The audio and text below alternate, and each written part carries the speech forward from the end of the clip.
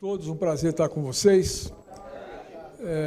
Depois eu vou ter que voltar um pouquinho, porque tem muita gente no banheiro ou dando uma esticada de perna. Eu espero que vocês, depois desses 45 minutos, não saiam depressivos, porque a minha função hoje é fazer o fio terra, que vocês são entusiasmados e gostam de assumir riscos, está implícito em todos os empreendedores.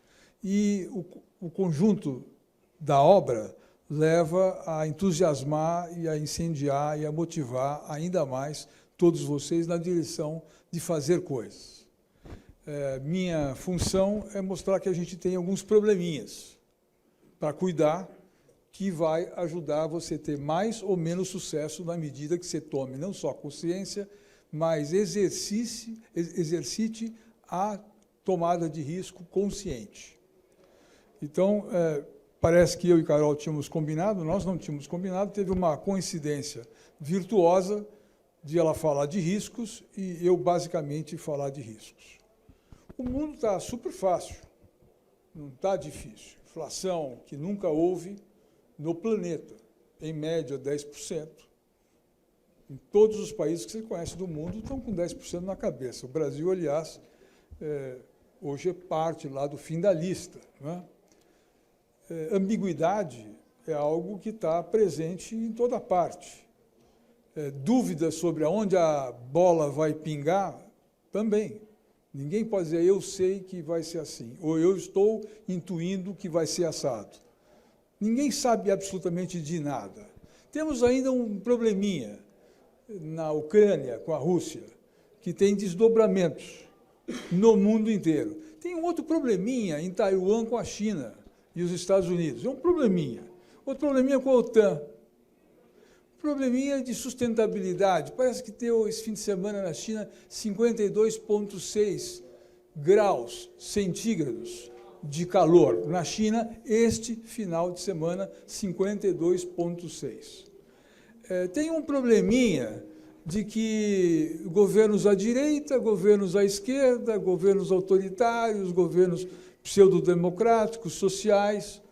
Ou seja, estas coisas são um ambiente que você está, que nós todos estamos, e na ânsia, e na gana, e na ambição de fazer negócios direito, tem esse contexto por trás, que não é ficar jogando pedra na geni, mas vamos combinar que essa é a realidade que todos nós vivemos, e nós vamos ter que viver com isso. Então, tirando o fluxo de caixa descontado, o valuation da companhia, a geração de caixa, se o teu produto é diferente, se ele se mostra diferente que os concorrentes, se ele cresce, se ele é sustentável, se ele é recorrente, que é o básico, pretinho básico para você ter uma empresa, ela crescer e valer mais, você tem por trás um ambiente absolutamente difícil. Mudanças nos valores das pessoas. Não é só aqui no Brasil. As pessoas estão tendo um conjunto de valores diferentes do que tinha a gente, que tinha os nossos pais, que tinham os nossos avós. Mudou. O que era valorizado como valor de família, como valor de religião, como valor político, mudou. Mudou. E hoje você tem um set de valores absolutamente diferente. E isto impacta a maneira de fazer negócios, isso impacta como eu sobrevivo, como eu me torno sustentável. Esse papo de você administrar risco é fácil, é só você imaginar em algum momento que você vai vender tudo que você tem, tudo significa o carro, ou a parte que falta ainda pagar, deixa de fora, mas o carro, o seu apartamento, ou as coisas que estão dentro dele, se são alugadas, a tua casa na praia, os dólares que sobraram da Disney, a tua reserva embaixo do colchão, a comissão legal ou não legal, ou seja, você vai botar em reais tudo que você tem, tudo, absolutamente tudo, transformar em reais. E você agora depende desse dinheiro para viver. para morar, para comer, para educar, você depende deste dinheiro, que é o dinheiro que você transformou em liquidez. E essa liquidez, portanto, precisa render. E aí você tem que decidir quanto que você vai botar desse dinheiro dentro de mercado para guardá-lo, ou o que você vai fazer no mercado real, na economia real, que é a praia de vocês, empreendedores. Eu vou botar num negócio para que ele renda e possa me sustentar e aquelas coisas que eu tinha. Mas vocês decidiram se transformar em pessoas detentores total de liquidez. Bom, uma vez você tendo essa liquidez, não importa se é muito dinheiro ou pouco dinheiro. Imagina que vocês se juntam aqui, se tornam conhecidos, amigos, sócios de um fundo. E, ao se tornar sócios de um fundo, vocês vão investir numa empresa, juntos, um condomínio, um fundo em condomínio. Não importa que você tem bastante, que você tem cara de rico, você tem pouco, você tem cara de pobre, você tem risco, não importa quanto cada um tenha, mas é todo o dinheiro que todo mundo tem. E isso transformado em cotas proporcionais, é lógico. Mas quem tem mais cotas não manda mais. O fundo é um só, tem sua própria governança, eu tenho mais cotas ou menos cotas desse fundo, que é igual. E tem uma regra que a gente combinou depois de 4 fins de semana discutindo, sábado e domingo, nós conseguimos, com um consultor externo, que entende de governança, fazer um acordo de sócios de como esse fundo vai ser gerado e gerido. Bom, aí está o curso básico completo de governança. Vocês não precisam ler os 47 livros que eu li a este respeito, não precisa dar aula, não precisa de consultor, não precisa nada. Porque aí você senta sozinho, num canto aqui, ou na sua casa, sozinho, e escreve o que você quer garantir com o seu dinheiro. Lembra que você vendeu tudo que você tinha, ficou líquido. E você agora está sócia e sócio de um fundo. E você tem X cotas desse fundo. O que eu quero garantir para o meu dinheiro? O que eu preciso receber de retorno do meu dinheiro? Até que risco eu vou com o meu dinheiro? É um outro que está administrando. Você vai escrever, vai dizer para o outro o que você quer. E, principalmente, o que você não quer. Está aí escrito o Código de Boas Práticas de Governança de qualquer empresa ou de qualquer instituto. Eu não preciso nem revisar. Eu tenho certeza que terá 90% de tudo que está escrito no instituto. Vocês não vão nem lá olhar. Pode olhar depois. Porque você vai dizer assim, olha, eu quero saber quem administra essa grana. Não é porque está no compliance, que está dito lá que tem que ter o currículo tal. Não, você quer saber quem está tocando o dinheiro. E esse é o cara que representa ou esse é o cara que opera? Você quer saber em que áreas estão e qual é o conhecimento que o cara tem daquilo. E que garantia eu tenho que o que eu estou lendo, as informações que eu estou recebendo, são realmente as informações que estão lá. Não quero, era bom tal ditado, mas é o suficiente? Eu quero saber se o que eu estou lendo é o que é. Outra coisa, eu posso brincar de Banco Nacional, aquele do Sena, lembra? Que, na verdade, é o seguinte, dava um montão de dinheiro. Dá um monte de dinheiro. Só que é o seguinte, a Enroll também dava um monte de dinheiro, e vários bancos, Banco Santos, posso dar uma lista de casos aqui, em que dava dinheiro e mais do que a média. Só tinha um detalhezinho. Depois de algum tempo, ela sumiu. Então, não adianta dar o melhor retorno sempre, ter as informações sempre, se ela deixa de existir. Não tem a ver nada com SG, sustentabilidade, a modinha. Porque quanto de verdade é o ESG? Não o conceito, mas a aplicação. Ou não tem aquele papo de, para o inglês ver, você faz para aparecer no book, para aparecer no PowerPoint, mas ele não acontece de fato. No caso que você vendeu tudo que tinha, raspou até os dólares e transformou em reais da última viagem à Disney, portanto, você botou tudo que é seu dinheiro ali. Você quer saber se aquilo é de verdade e quanto você confia e quanto você dorme à noite, parafraseando Carol, quando você dorme à noite, porque todo o teu dinheiro está ali. Aí você entendeu o que é a tal da governança. As pessoas são diferentes. Sabe signo? Eu não estou perguntando se alguém acredita em signo ou não acredita em signo. Todo mundo tem um signo diferente do outro. E tem gente que ainda fala, olha, esse cara é de leão, não, esse cara é Áries, é lógico, é um touro. Né? E aí você vai fazer as avaliações, os acessos, contrata essas empresas de recursos humanos, de psicologia, você vai descobrir que, junguianamente, as pessoas pensam diferente, se organizam diferente, se comunicam diferente, tomam um risco diferente. No tal do MBTI, o cara é mais E, o cara é mais I, o cara é mais F, o cara é mais T, o cara é mais S, e dependendo do que ele é, ou ela é, ela age de um jeitão. Ou aplica o DISC, vai dar um negócio diferente para cada um.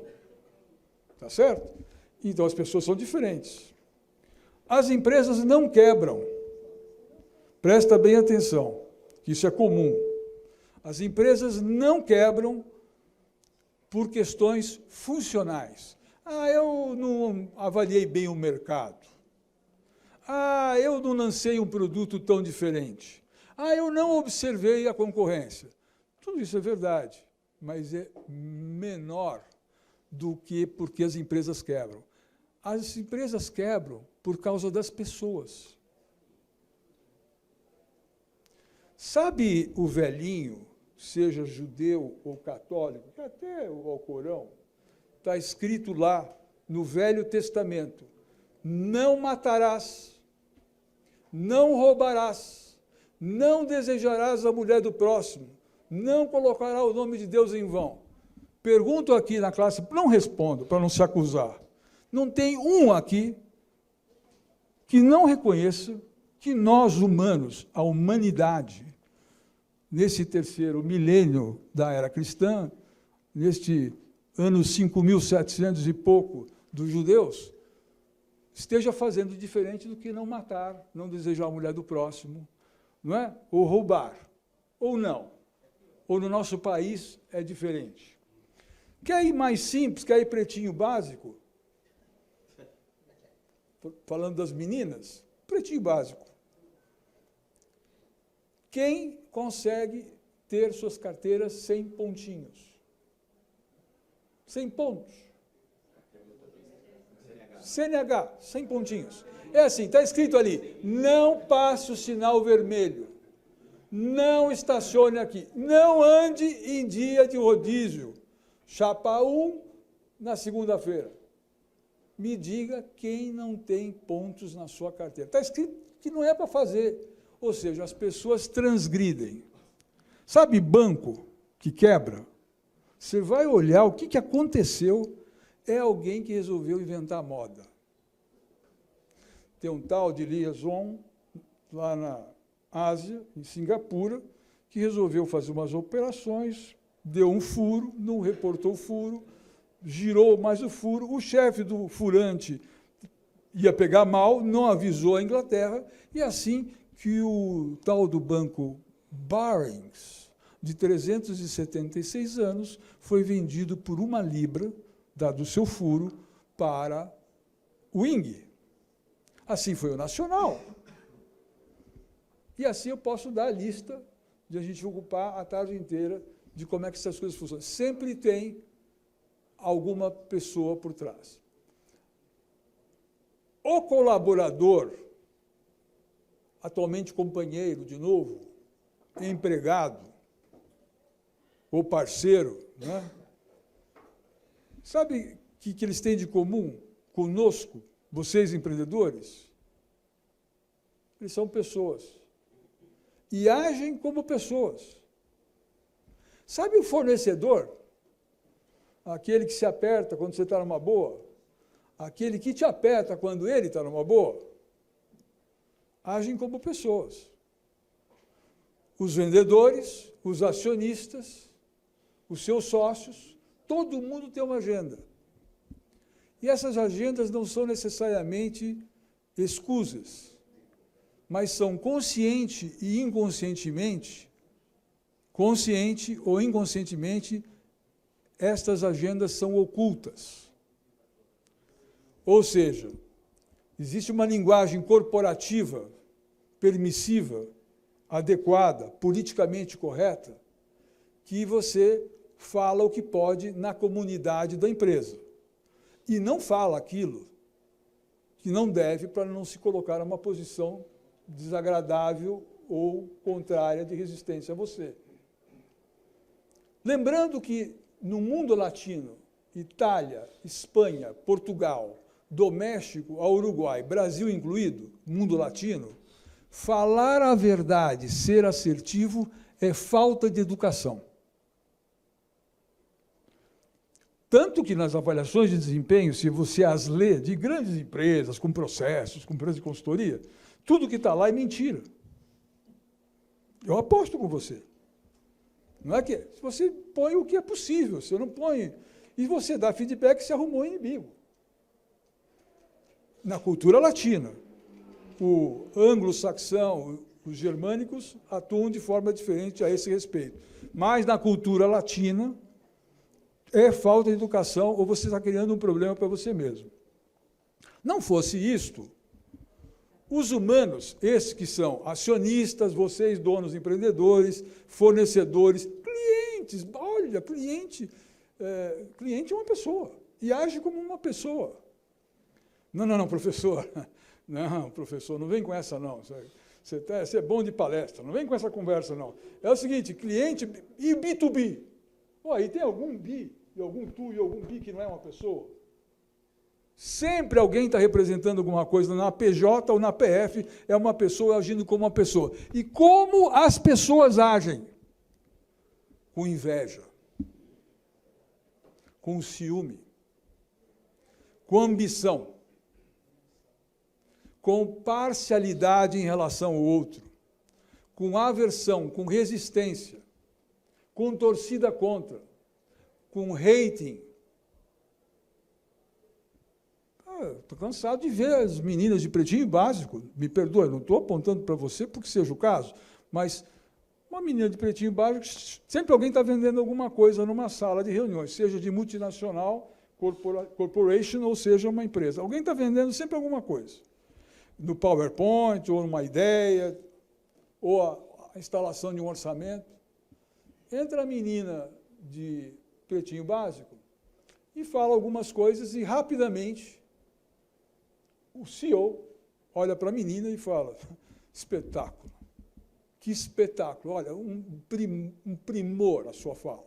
Aliás, eu queria ter mais gente como você aqui, eu não precisava ter essa cambada toda aqui ao meu lado, na sala de vice-presidentes, diretores, se eu tivesse mais gente como você. Uma clara, assertiva e transparente, cantada, corporativa desse CEO em cima da menina.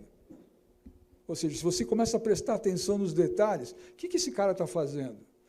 Ele é chato, ele refuta tudo, ele não aceita nada, ele xinga as pessoas, ele cria um assédio horrível com as propostas que vêm.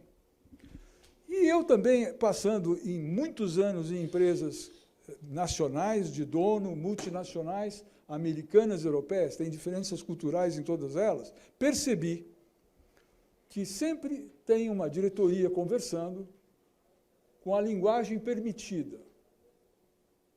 E tem uma agenda, uma outra reunião que acontece nesse nível, que eu não conseguia enxergar no início da minha carreira. Eu não conseguia enxergar. Porque o que era falado não necessariamente era a agenda. Então, o cara estava vendendo um orçamento. Então, ele diz, olha, então a história é essa aqui. Aí o meu amigo ali fala assim, escuta, não era melhor a gente testar no mercado-alvo primeiro essa ideia, depois a gente espalha para o resto? Ou aquele garoto ali, numa outra reunião, chega e fala assim, não era melhor falar com o pai antes?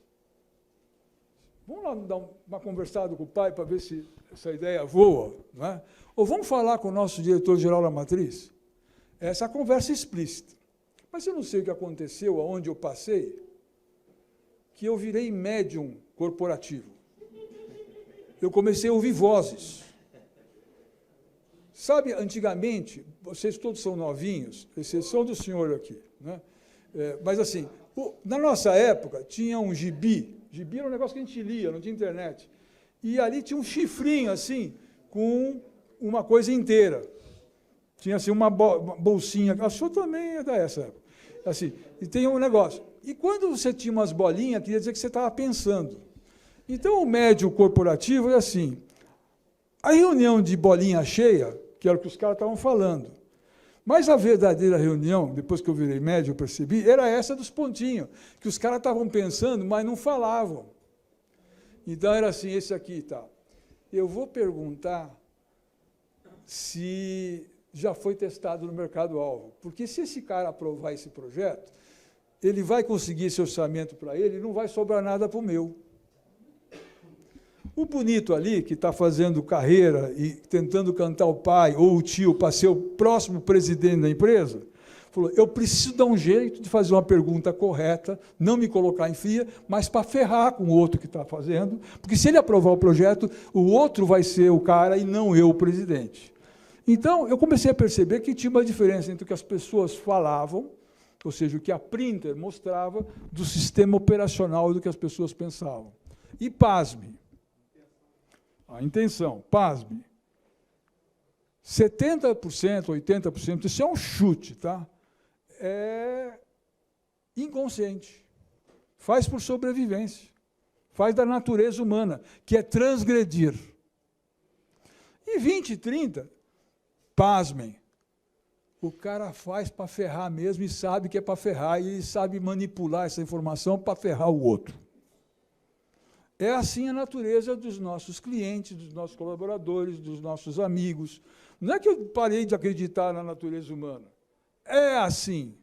Então, se você não conhece de gente, mas não gente de abraçar árvore, gente de recursos humanos, gente, não, é gente, como é que os caras se comportam para comprar, para ganhar confiança, do que o cara fala, do que não o cara fala, como é que você influencia, como é que você é relevante, como é que você ajuda, como é que você coordena, engaja, compromete, você não sabe vender, você não sabe administrar, você não chega a lugar nenhum. Então, gastar tempo no seu negócio com relação a pensar de como cooptar, no bom sentido, como engajar, como comprometer, como se comunicar, como entender o outro, é a forma de se trabalhar com clientes, com fornecedores, com as pessoas que te ajudam a operar. Ficou mais complicado, né? Fazer o mesmo negócio que vocês estão, e eu não estou querendo desmotivar. E agora começa alguns dados que eu vou deixar para vocês depois puxarem e poder ter um recall, mas eu vou passar muito rápido, não ficar aprofundando, porque é autoexplicativo. Não fosse as transgressões, a natureza das pessoas, as agendas ocultas, a maneira como é composto o comportamento das pessoas, como o mercado está ambíguo, difícil, de risco, ainda tem algumas coisinhas. Eu dei o nome de Disruptura 8.0 porque eu achei bonito. E achei que eu não tinha ouvido falar disso ainda. Aí vão me perguntar, professor, o que é Disruptura 8.0? Eu não faço a menor ideia. Certo? Isso, faço a menor ideia. O que é isso aí? Eu não faço a menor ideia. É apenas um buzzword. Buzzword em inglês quer dizer é um ruído, é uma palavra qualquer. E a vida está cheia dessas palavras para vocês todos saírem daqui pensando que são os idiotas. Não é que alguém aqui queira fazer vocês idiotas. É tanta palavra nova, é tanta unicórnio, é tanto desintermediação, é tanta tecnologia, que vocês são os idiotas. Qualquer um que escuta esses troços possa se sentir um merda. Porque é um monte de coisa. Então, dentro desse probleminha que a gente falou que tinha antes, nós temos alguma coisa acontecendo à nossa revelia. Desintermediação de tudo. As mais claras, financeira, tecnológica, comércio, logística. As organizações, ao mesmo tempo, estão mudando de lineares para exponenciais. Vocês já ouviram isso em outras conversas, aqui ou fora. Ou seja, não é uma coisa que vai crescendo assim. Agora, de uma vez, exponencial, rapidinho. As organizações, como é que se organizam? Saibam que entre os maçons, na igreja, nos exércitos, nas corporations, nas empresas de vocês, nas atividades confessionais, de padre, de rabino, tudo funciona assim. Tem um cara que manda, tem uma turma mais próxima, de cardeais, ou de gerentes, ou vice-presidentes, aí tem a turma do meio, que é o tenente, é o sargento, o capitão Bolsonaro, e tem a soldadesca embaixo. É sempre assim. Um manda, aí tem os caras para ajudar, que é a turma de baixo. Né? Isso aqui não funciona mais assim. Todas as instituições, todas, funcionavam naquele modelo deste triângulo. Uns mais gordinhos, outros mais fininhos, mas todo mundo funcionava assim. Qualquer atividade. Agora não é mais assim. É de rodinha, é se falando, é não se falando, é tudo misturado. Complicou, né? Puxa, os caras têm signo diferente, têm estilo psicológico diferente, o cara trabalha com agenda oculta, o cara não fala o que pensa, inconsciente, mas tem uns que falam consciente, tem problema no mundo, parece que o mundo pode acabar em guerra nuclear, uma zona, né? E eu estou aqui empreendendo, né? Aí tem aquelas palavras, e todo mundo sabe os conceitos que estão por trás disso. Só para dar uma lembrada, né? Ah, qual é o teu ERP? Não, eu estou com a TOTS. Não, meu é SAP. Não, eu faço o meu, que é melhor. Kanban, Black Belt, internet, BI, Uber, fintech, Uber no sentido de intermediar tudo, né? O Waze, as fintechs, lindo. Tem mais ainda, né? Indústria, a fábrica 4.0, essa eu já vi. A disrupção 8.0 eu não tinha visto. E-commerce, business, blockchain, big data, machine learning. Lembra do Watson? O fim dos tempos, tudo ia para o Watson. Agora tem a inteligência artificial. O chat GPT.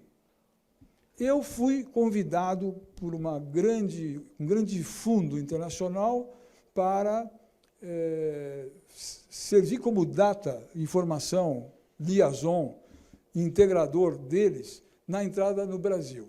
Estão estudando o Brasil e queriam, de alguma forma, informações sobre o Brasil. E uma conversaiada cheia de gringo assim espalhado, né? Nego da Ásia, nego dos Estados Unidos, da Europa, tal, eles querendo informação sobre o Brasil. Eu sou conselheiro lá na CEA já faz mais de 10 anos, do Janvier. E eu disse, preciso ver se eu tenho algum tipo de conflito de interesse, mas eu conto para vocês o que está rolando, né? O que está rolando. Tá bom. E eu fui deixando. Eu fui postergando. Sabe quando você não está afim de fazer um negócio? E os caras do tipo detalhista, que era informação até na vírgula, dízima periódica. E eu olhava para os caras, eu podia ter falado desde o início, estou fora, mas eu fui frear na zebrinha. Lembra quando a gente era adolescente e deixava para estudar na prova no fim de semana? Eu fiz isso. E aí a minha conversa com os gringos era uma turma de 12 caras, cada um num pedaço do planeta. Tinham 2 do mesmo lugar e o resto era assim, um em Singapura, o outro era ao mesmo tempo uma conversa de 1h30. E fizeram a conversa e eles falaram assim, o senhor entendeu? Eu falei, não, foi isso que eu tinha entendido.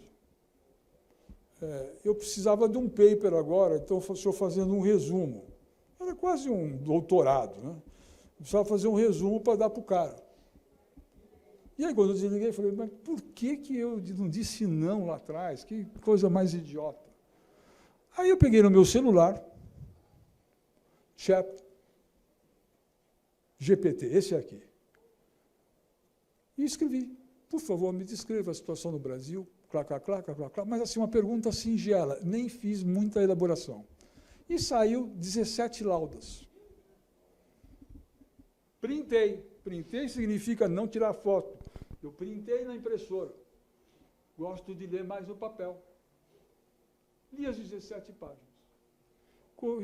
Incluí mais uma empresa aqui, Nada de conceito, você está exagerando ou está vendendo mais, nada. Ou seja, eu botei 3 ou 4 palavras e tinha uma coisa desatualizada e estava pronto. Cheguei para a minha assistente e falei, Lili, por favor, ó, sabe aqueles gringos lá? Está aqui. Ah, você já fez? Já fiz. Não contei para ela o que eu tinha feito. Então, manda para lá. Ah, você não tem coisa? Não.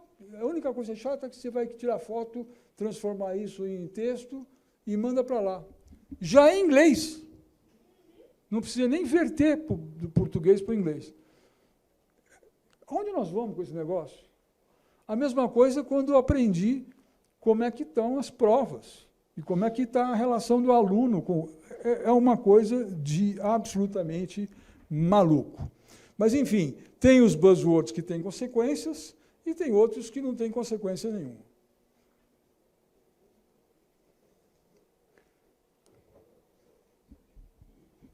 O que eu fiz de errado aqui?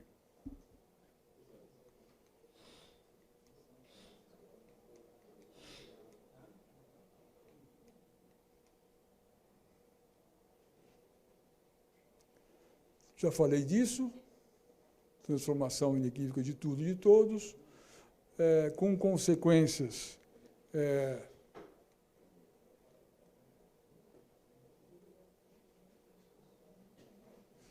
ou seja, tudo está indicando que você vai ter uma revolução, inclusive na área de tecnologia, nos elementos pilares dos seus negócios, atuais e futuros. E a concorrência está vivendo isso ao mesmo tempo. Agora eu provoco, é uma provocação para vocês pensarem, não é uma torcida. Parece que o trabalho vai implodir. Não tenho certeza, parece. Parece que seu cliente, na forma como ele atua com você, ele vai sumir. Parece que a sua empresa vai quebrar se não fizer nada. Então, eu não estou dizendo, sai correndo fazendo tudo aquilo. Não. Só estou dizendo, olha a ambiguidade, olha a complexidade que a gente está emitindo, tirando todas as coisas que eu já falei. E estou colocando no tempo, porque ninguém sabe se é segunda-feira ou daqui 5 anos. Mas não é 10 anos. Ah, mas é 3 anos e meio. Não sei. Mas é meio logo.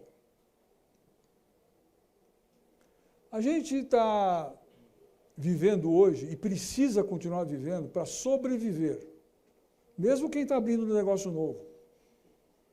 Não dá para montar um negócio sem que esse negócio vai gerar caixa, vai ter o mínimo de previsibilidade. Não dá para achar que todo mundo vai ser unicórnio porque quer. Eu tenho um sócio chamado Luiz Marcati. Esse sócio, eu vou falar de valuation agora. Esse sócio, ele tem um Monza, vinho, 95, bonito. E aí eu falo, porra, Luiz, incrível esse teu Monza, né? Quanto vale teu Monza? 30 contos. Você está louco? Não, o que você está pensando? Não tem Monza igual. Isso é verdade, não tem Monza igual. Bom, como é que você vai saber quanto vale o Monza velho, bonito dele? O dia que alguém pagar alguma coisa para esse Monza, por esse Monza.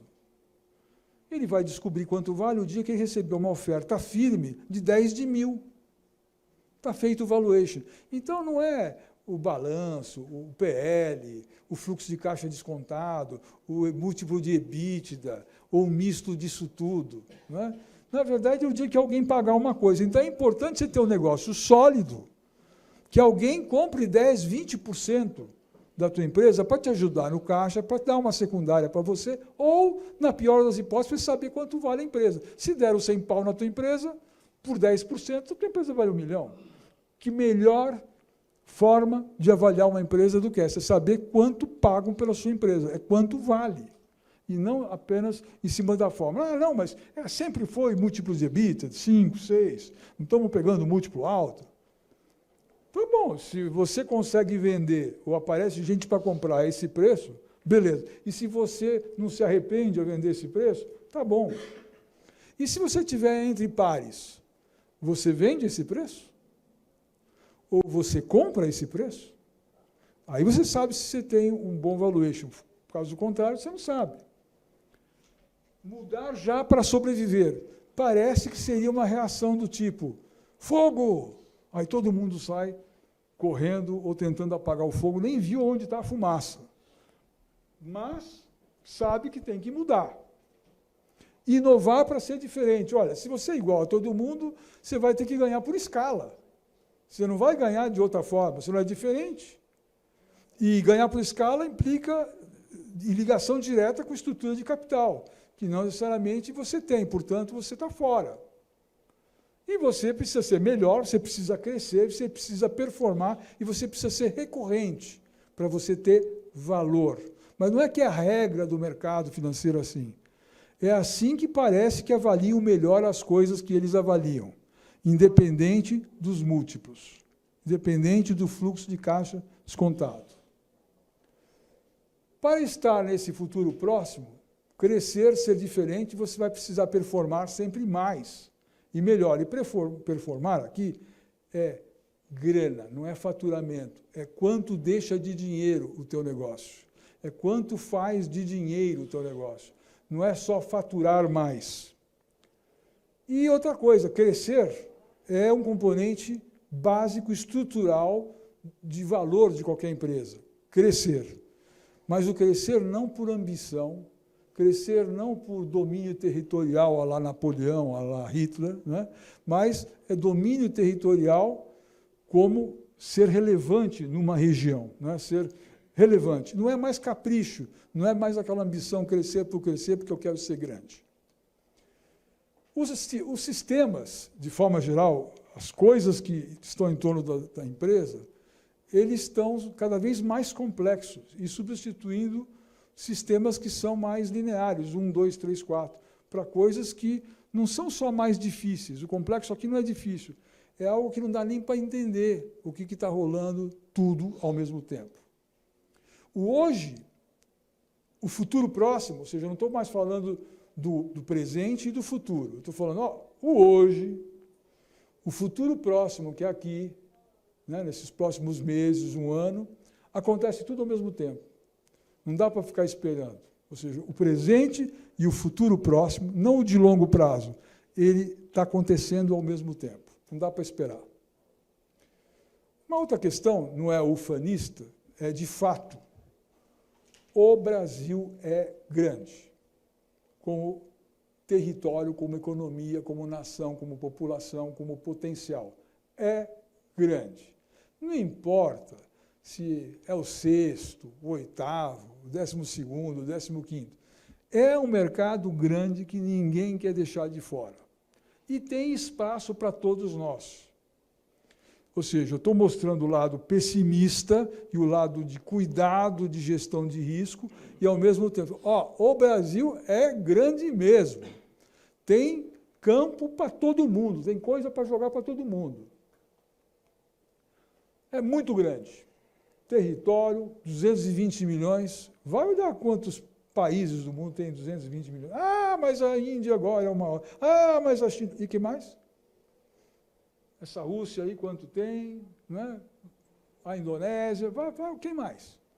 A França, a Alemanha, a Inglaterra, com todos os outros. Vai lá olhar. E isso é mercado. Não é 220 milhões paupérrimas. Não é assim. Tem mercado e ainda crescendo. O espaço no Brasil, depois da pandemia, depois desse rolo de direita e esquerda, os empresários nervosos, a printer dos empresários não bate com a atitude nos conselhos. Você está em qualquer lugar, tem aquela linguagem do tudo bem no elevador, sabe? E aí, tudo bem? Então, tudo bem, estamos aí na luta. Tal.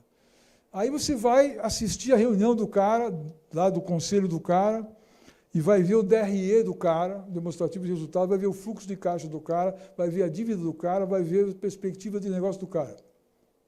Ou seja, a printer não bate com o que ele fala. O espaço está distendido para ser ocupado. E é aí que vocês entram. Está aberto. O cara está meio ladeira abaixo, meio solto. Tem uma tensão no pós-pandemia e na mudança construtiva, ou seja, uma tensão para construir.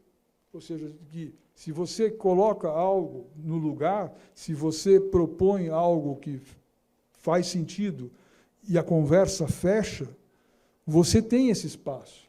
E tem muita energia acumulada de gente nova como vocês e de gente atual querendo construir em cima dessa base, dessa oportunidade do Brasil.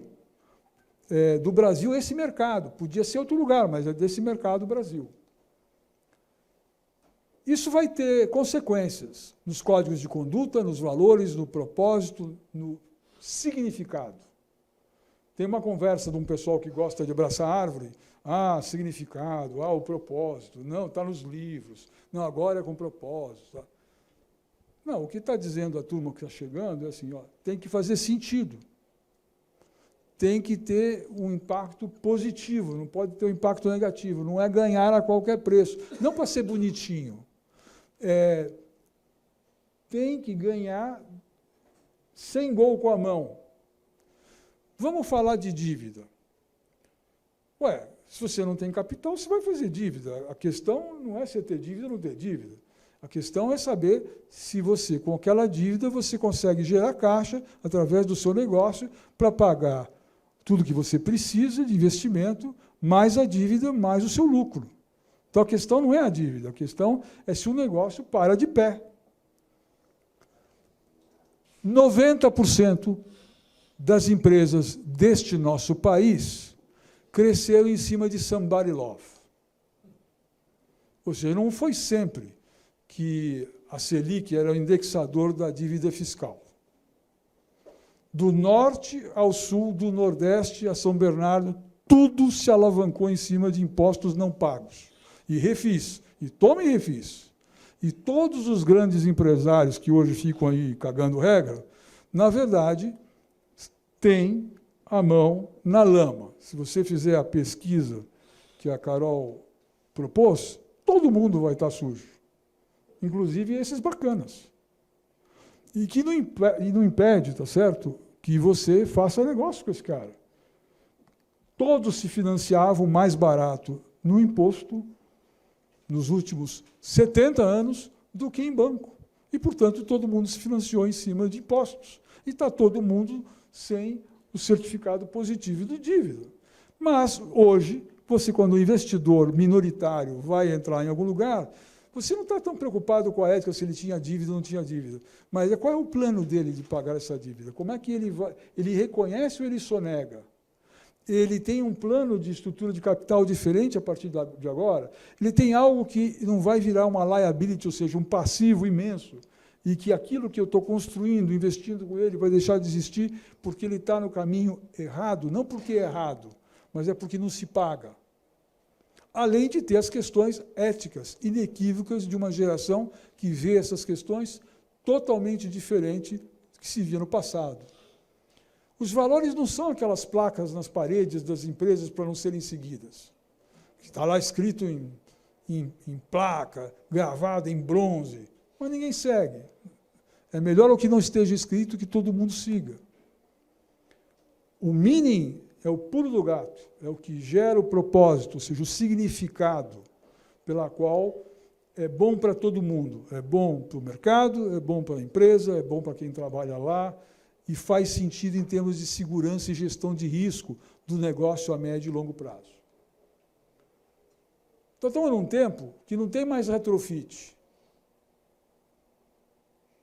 Então, é o seguinte, vamos falar de retrofit.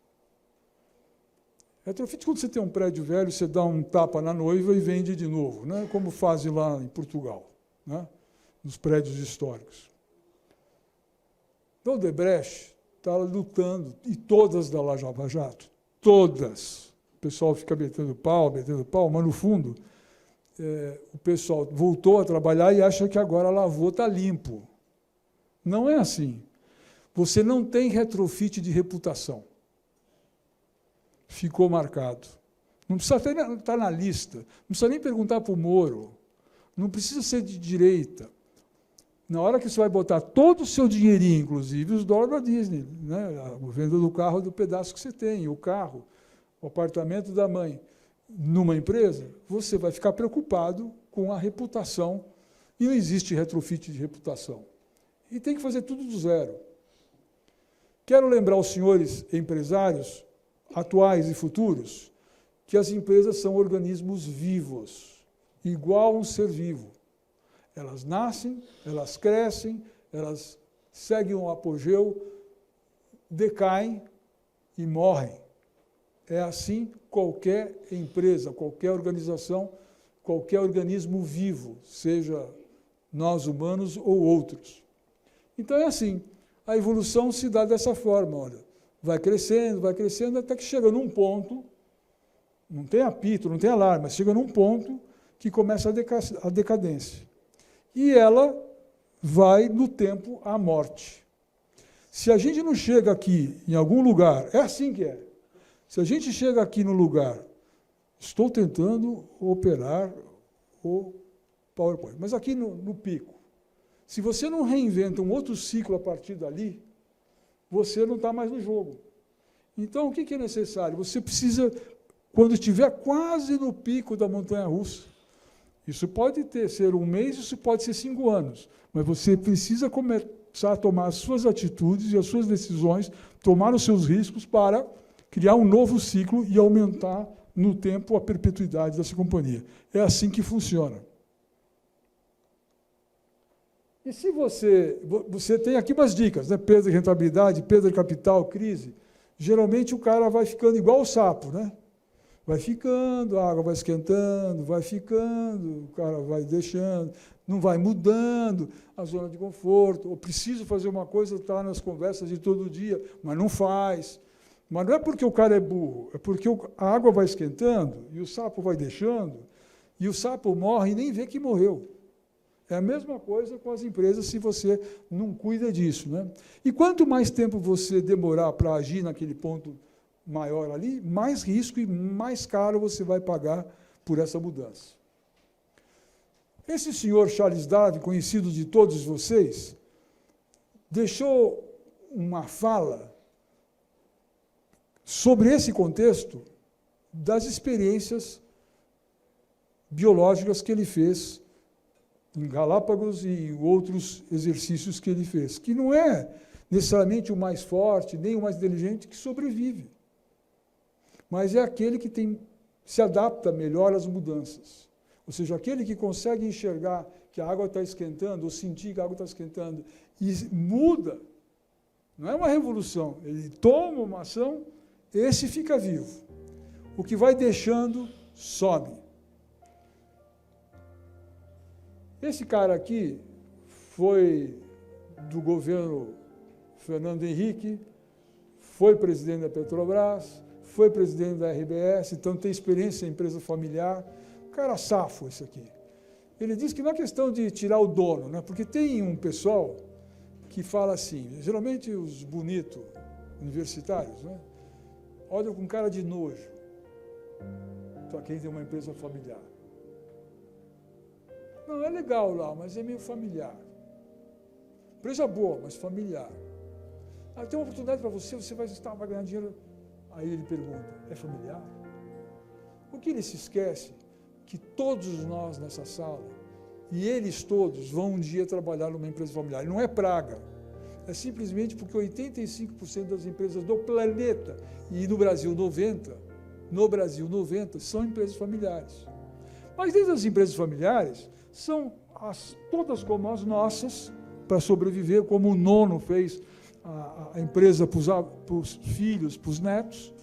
Mas a Gerdau, a turma do Abílio Diniz, a Ford, a Natura, tudo é familiar. A Globo, eu não vi que lá na Votorantim tem crise existencial, porque alguém chama Moraes, ou na Gerdau porque tem um Gerdau, ou na Globo porque tem um Marinho.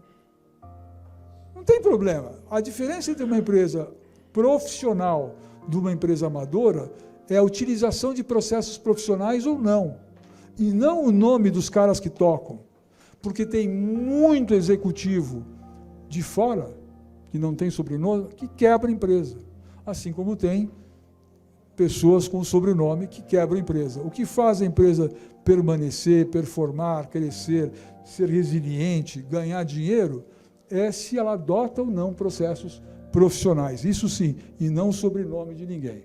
Então ele diz, olha, o mecanismo para a perpetuação da família, institucionalizar esse mecanismo que é o pulo do gato. Se você põe muita força, espana. Se você corre muito, espana. Mas se você também deixa demorar muito, você dança. Então tem um equilíbrio aí que precisa ser trabalhado. E se você não toma essas decisões e executa, porque tem gente que toma decisão e não executa. E tem gente que nem decisão toma. Ou seja, não vai acontecer nada, vai ficar só na vontade. Termino com um velho guru do marketing, quando ainda a gente tinha uma visão mais departamentalizada, ou seja, não essa visão de negócios integrada, que você não é do marketing, do RH, de finanças, você é do negócio. Mas esse Philip Kotler, que foi o papa do marketing na década de 80, 90, esse cara, um professor, dizia assim, olha, tem empresas que fazem as coisas acontecer. Essa frase não é uma frase de palestra. Presta atenção no significado disso. Tem outras que acham que fazem as coisas acontecer. Mas, de fato, não fazem. Interpreta essa frase. As que observam as coisas acontecerem, vai passando na frente. As que se surpreendem quando as coisas acontecem. Aconteceu, olha que legal. E, finalmente, aquelas que nem sabem o que está acontecendo, o que aconteceu. Eu trouxe essa frase, menos para parecer bonitinho, mas para que vocês interpretem ao longo da vida como uma cola. Eu espero que vocês voltem a esses slides, tem alguns insights e algumas provocações que podem ajudá-los nas decisões que vocês vão ter que tomar na vida e nas empresas de vocês. Então, não me queiram mal, de não sair aqui entusiasmados, é que o negócio está muito difícil. E vocês estão num ambiente e numa onda e numa vibração num momento terrivelmente difícil, ambíguo, incerto, e que não cria, por isso, uma resistência em fazer o caminho, mas cria a sensibilidade de vocês terem gestão de risco. Gestão de risco não é dizer, está muito arriscado, não vou, ou uma paralisia por medo, por pânico. Não é isso que eu estou dizendo. Eu estou dizendo, gestão de risco é você parar para pensar, parar para avaliar e mitigar esses riscos ou definir as suas táticas e estratégias para mitigar esse risco. Boa sorte, porque vocês vão precisar.